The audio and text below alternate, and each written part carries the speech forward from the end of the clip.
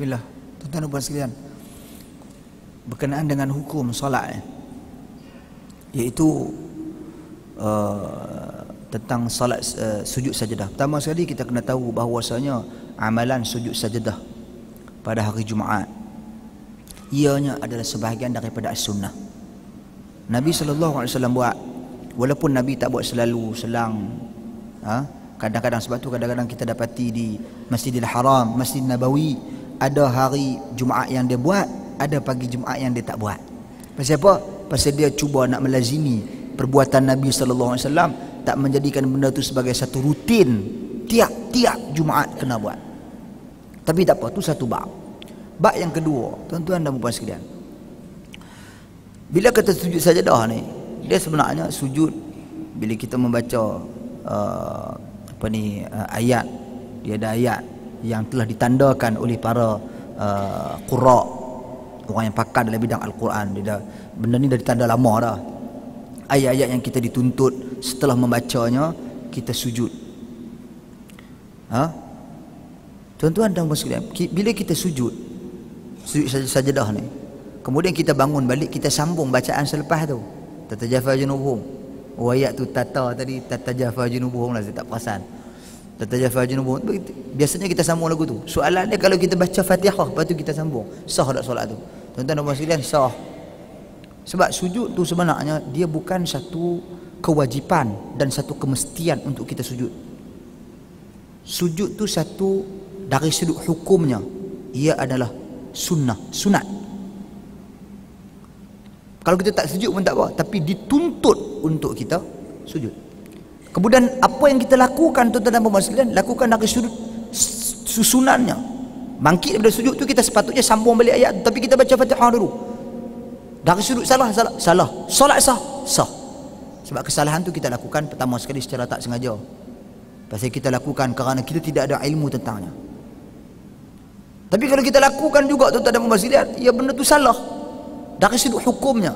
Sebab kita tak baca sesuatu pada tempatnya. Sebab bacaan yang ditunjukkan oleh Nabi SAW di dalam hadis tentang sujud sajadah pada pagi Jumaat ni, tuan-tuan dan puan sekalian, susunannya begitu. Nabi bangkit daripada sujud, Nabi sambung tatajafa junubuhum. Itu sambungan Nabi. Kalau kita buat lain daripada tu dengan i'tiqad benda ni lagi bagus, lagi afdal, baca balik Fatihah, dia akan jadi bid'ah. Tapi kalau kita buat berlaku secara tak sengaja, solat kita sah tak sah? Solat kita sah. Sebab benda tu hanyalah satu sunat saja. Dia bukan berhukum dengan hukum yang wajib.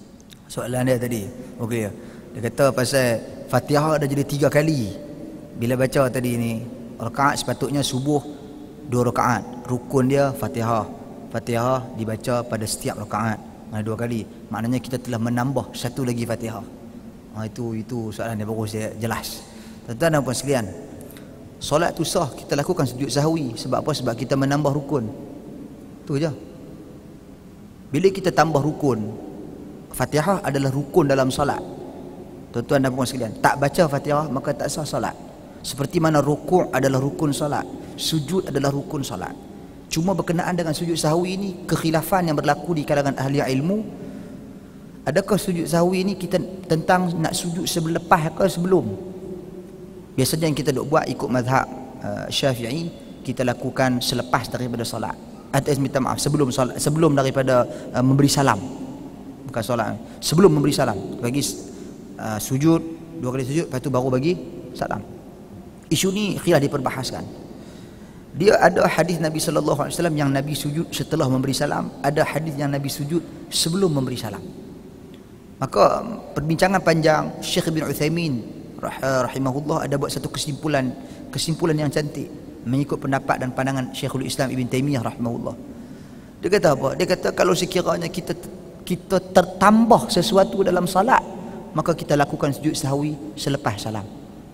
Kalau kita terkurang sesuatu daripada salat, kita lakukan sujud sahwi sebelum daripada salam. Dia ambil dalil apa? Dalil hadis Dzul Yadain radhiyallahu an. Nabi SAW sembahyang pada ketika itu, sembahyang 2 rakaat. Sembahyang asar, saya ingat saya, sembahyang asar. Nabi bagi salam, Assalamualaikum warahmatullahi wabarakatuh. Nabi beralih belakang.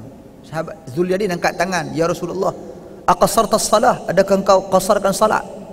Nabi kata, tak, aku tak qasarkan salat. Engkau sembahyang 2 ni. Maka Nabi SAW pun bangkit tambah lagi 2 rakaat. Tapi Nabi SAW selepas daripada bagi salam, baru Nabi SAW sujud sahwi. Pasal apa benda ni berlaku, tuan-tuan dan puan sekalian? Apa benda yang Nabi tambah? Nabi mayang 2 patutnya kurang. Tak, Nabi tambah salam, sebab salam adalah rukun salat. Jadi ada dalam solat tu dia ada 2 salam. Maka di sini konsep dia di sini, bila tambah sesuatu dalam salat, maka kita sujud sahwi setelah salam. Kurang sesuatu daripada solat, sujud sahwi sebelum daripada salam. Walau bagaimanapun benda ni khilaf pandangan ahli ilmu pelbagai tentang isu dan hal seperti ini. Adapun isu tatajafa junubuhum tadi ni, dipibat tambah Fatihah, solat tu sah. Cuma dia perlu lakukan sujud sahwi. Sebab apa? Sebab dia melakukan hal tersebut secara tidak sengaja dan terlupa. Allahu a'lam.